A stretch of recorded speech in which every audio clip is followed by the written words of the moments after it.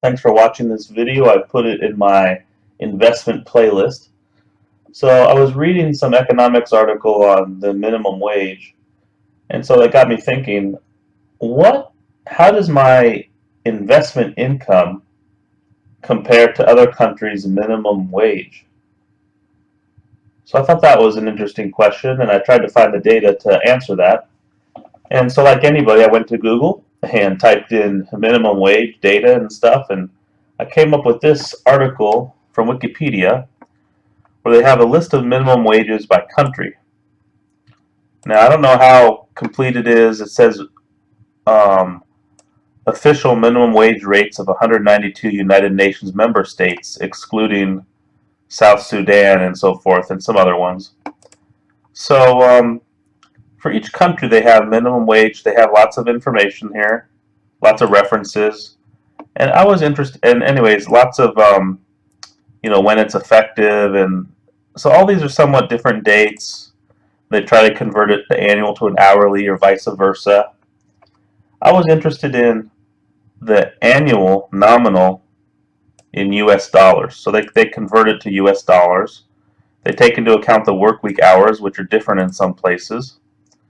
So I would recommend reading a lot of this, especially the footnotes, because let me scroll all the way down. They have some good discussion of how they calculate things. And it's not a simple task. So I would take a lot of the data with a grain of salt, but it's some data to work with at least. So I pasted this whole table into Excel, and I removed any country's row that didn't have, like for example, Austria. It says they don't have a minimum wage. And so this cell right here is empty. So I just deleted this row from Excel when I pasted it in. Same thing with Bahrain, Brunei, and so forth. Okay, so when I did that, I got this right here. I have the country and their yearly salary. This is, remember, this is based on the assumptions for their minimum wage. So this is like their yearly salary if they were making minimum wage in that country. So what I have over here, this should be highlighted, there we go, is I just hypothetically, say I make $2,000 a year in my investment income. So maybe from treasuries I get some interest, maybe from stocks I get some dividends paid, maybe from a bank account I get some interest, and so forth. This number here, this $2,000, and this is just hypothetical for me, would be the sum of all those investment payments. Sum of all that investment income. So say it's $2,000 for me. So what I have here is I just have an indicator.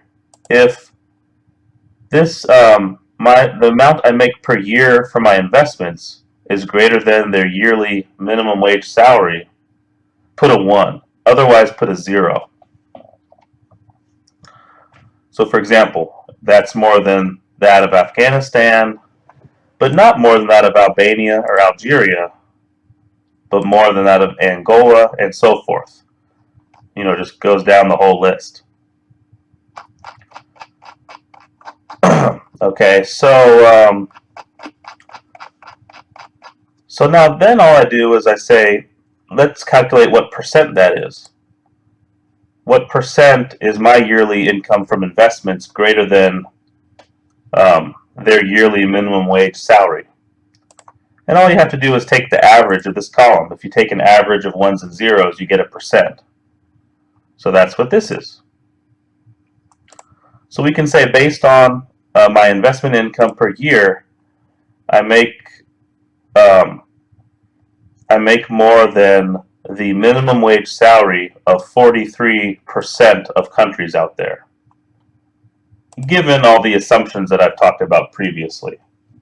So let's just say you make $10,000 per year on your investment income. You'd be making more than 85% of the countries out there based on their minimum wage salary. Okay, anyways, I just wanted to maybe address how you would look at that question if you're interested in it. Well, thanks for watching. I'll see you next video. Bye-bye.